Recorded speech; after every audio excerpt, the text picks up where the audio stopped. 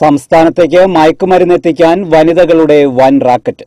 കൊച്ചി കേന്ദ്രമാക്കി രാത്രി ഷിഫ്റ്റ് അടക്കമുള്ള ജോലി ഭാഗത്തിന്റെ ക്ഷീണം തീർക്കാൻ വനിതാ ഉദ്യോഗസ്ഥരും മയക്കുമരുന്നിന് അടിമകളാണെന്ന് നാർക്കോട്ടിക് ബ്യൂറോ. സംസ്ഥാനത്തേക്ക് മയക്കുമരുന്നെത്തിക്കുന്നതിന് പിന്നിൽ യുവതികൾ ഉൾപ്പെട്ട വൻ റാക്കറ്റ് പ്രവർത്തിക്കുന്നുണ്ടെന്ന് കണ്ടെത്തി.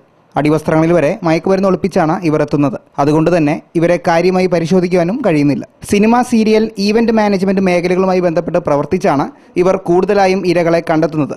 വൻ തുകയാണ് ഇവർക്ക് പ്രതിഫലമായി ലഭിക്കുന്നത്. ഇവരിൽ പലരും അനാശാസ്യ പ്രവർത്തനങ്ങൾക്ക് കൂടി സന്നദ്ധമാകുന്നുണ്ട്. കൊച്ചിയിലെ പല ഹോട്ടലുകളിലും പതിവായി മയക്കുമരുന്ന് എത്തിച്ചു കൊടുക്കുന്നവരിൽ സ്ത്രീകളുടെ സംഘങ്ങളുമുണ്ട്. വിവിധ ഫ്ളാറ്റുകൾ കേന്ദ്രീകരിച്ച് നിരീക്ഷണങ്ങൾ നടത്തണമെന്നാണ് രഹസ്യാന്വേഷണ വിഭാഗത്തിന് നിർദ്ദേശം നൽകിയിട്ടുള്ളത്. എങ്കിലും വ്യക്തമായ വിവരം ലഭിക്കാതെ ഫ്ളാറ്റുകളിലും മറ്റും റെയ്ഡുകൾ നടത്തേണ്ടതില്ലെന്നാണ് തീരുമാനമെടുത്തിരിക്കുന്നത്. കാക്കനാട് IT മേഖലയിൽ മയക്കുമരുന്ന് ഉപയോഗിക്കുന്ന വളരെയേറെ യുവതികളെക്കുറിച്ച് വിവരം ലഭിച്ചിട്ടുണ്ട്.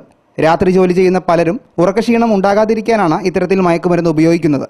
വില കൂടിയ മയക്കുമരുന്നുകൾ പലതിലും മറ്റു ചില രാസപദാർത്ഥങ്ങളും കൂട്ടിച്ചേർക്കുന്നുണ്ട്.